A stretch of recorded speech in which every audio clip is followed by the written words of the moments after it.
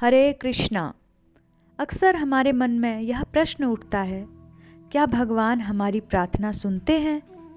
यदि सुनते हैं तो हमें प्रतिक्रिया क्यों नहीं दिखाई देती? तो आज हम इसका उत्तर देंगे।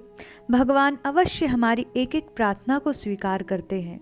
उन्होंने भरी सभा में द्रौपदी की करुण पुकार सुनकर वस्त्रों का ढेर लगा दिया। नरसिंह मेहता की सच्ची प्रार्थना से उन्होंने उसकी बेटी का भात भरा, और वही भगवान भक्त गजेंद्र की आर्त पुकार से वैकुंठ से नंगे पैर दौड़ आए। पांडवों की पग पग पर विपत्तियों से रक्षा करी, मीराबाई की सुनी, धन्ना जाट की सुनी। भगवान हर भक्त की आज भी सुन। कबीरदास जी ने तो यहाँ तक कहा है, चीटी के पग नूपुर बांधे मेरा साहिब सुनता है। अर्थात चीटी के पैर में यदि कोई घुंघरू बांधे तो उस घुंघरू से जो ध्वनि उठती है उसको भी ठाकुर जी सुनते हैं। अब विचार कीजिए, चीटी कितना छोटा सा प्राणी है, उसके पैर कितने छोटे, उस छोटे से पैरों में यदि घुंघरू आएगा तो उसकी ध्वनि कितनी छोटी होगी। मतलब हम विचार कर सकते हैं, जब ठाकुर जी उस ध्वनि को सुनते हैं, हमारी प्रार्थना वे अवश्य सुनते हैं। साथ ही यह प्रश्न उठता है, यदि प्रार्थना सुनते हैं तो उत्तर देने में इतना विलंब क्यों करते हैं? इस बात को हम दो कारणों से समझ सकते हैं। हम जो भी इच्छा करते हैं भगवान हमेशा वो नहीं देते हैं। भगवान हमें हमेशा वो चीज़ देते हैं जो हमारे हित में होती है, क्योंकि वो सबके हितैषी हैं। भगवान ने भगवत गीता में कहा है, सुहृदम सर्वभूतान। प्रकार एक छोटा बच्चा अग्नि को देखकर बड़ा लालायित होता है, उसको पकड़ने की कोशिश करेगा, लेकिन माँ कभी बच्चे को अग्नि नहीं देगी। वो बदले में हो सकता है उसको पिटाई कर दे, लेकिन कभी आग तक आँच भी नहीं आने देगी। तो ठाकुर जी उसी माँ के समान बड़े दयालु हैं। वह हमेशा हमें वह चीज़ देते हैं जो हमारे हित में हो। हम उस बच्चे के समान अपना हित और अहित ना जानकर किसी भी वस्तु के लिए जिद कर फिर यह अनुमान लगाते हैं कि भगवान ने हमारी प्रार्थना नहीं सुनी।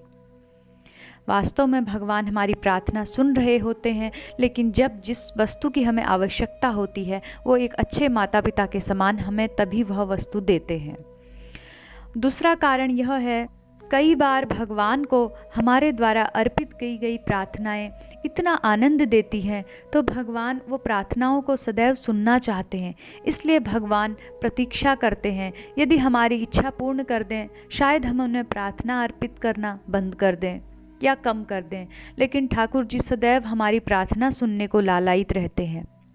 जिस प्रकार शंकर जी को अभिषेक प्रिय है, सूर्य नारायण को जल अर्पित करना प्रिय है, उसी प्रकार भगवान अच्युत को प्रार्थना प्रिय है। अतः हमें अपने मन से यह संशय निकालते हुए कि भगवान हमारी सुनते हैं या नहीं, ऐसा ना सोचें।